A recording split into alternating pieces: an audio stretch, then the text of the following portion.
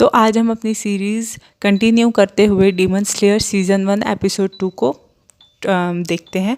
इसमें first scene में दिखाया जाता है कि जो तांजीरो है वो खेत पे खड़ा होता है, एक औरत से बात कर रहा होता है और उससे वो बास्केट लेकर एक गुफ़ा चला जाता है।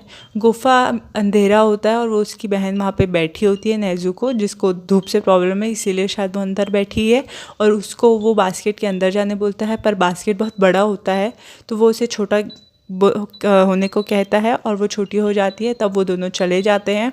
उसके बाद अंधेरे में तांजीरो को कुछ स्मेल आती है, वो अंदर जाके देखता है तो एक जो डीमन है वो कुछ लोगों को खा रहा होता है और डीमन इन लोग को देख के ही इन लोग से लड़ाई करने आ जाता है। डीमन को नहीं पता होता है कि नेज़ुको भी एक डीमन है और अपने भाई को मारता देख नेज़ुको भी आ जाती है और वो अपने भाई को बचा लेती है और उसका सर गिर जाता है डीमन का। फिर तब भी वो बात कर रहा होता है। उसके बाद जो सर तब हमें पता चलता है कि डीमन का पार्ट्स कटने के बाद भी उन लोग बातचीत कर सकते हैं और वो जो धड़ है वो दिख सकता है। डीमन के पास रीजनरेशन की एबिलिटी है। उसके बाद डीमन को वो तांजीरो मार के फंसा देता है और फिर वो तब भी नहीं मरता है डीमन।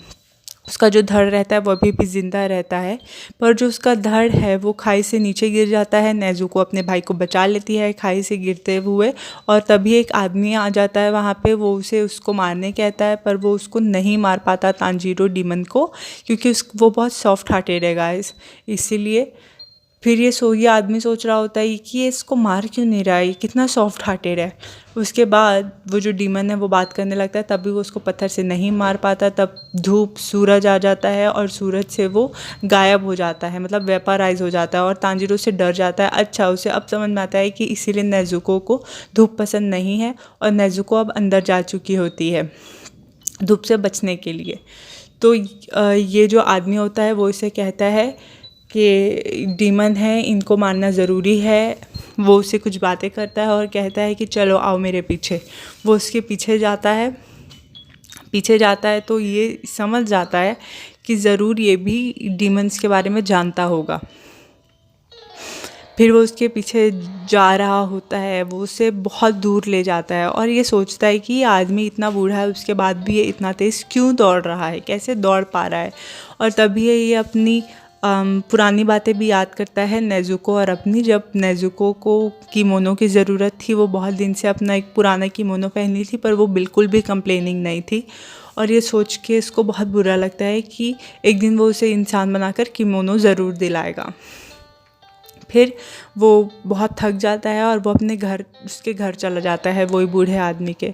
तब वो उसको बताता है कि तुम्हें एक डीमन स्लेयर बनना है और इसीलिए तुम्हारी आज से ट्रेनिंग शुरू होगी। नेज़ुको को सुला के मेरे पीछे आओ। वो अंधेरे में उसको जंगल ले जाता है और वहाँ उसे छोड़ के भाग जाता है। वो अपने घर आ जाता है और तांजीरो को कहता है कि मेरे घर आओ।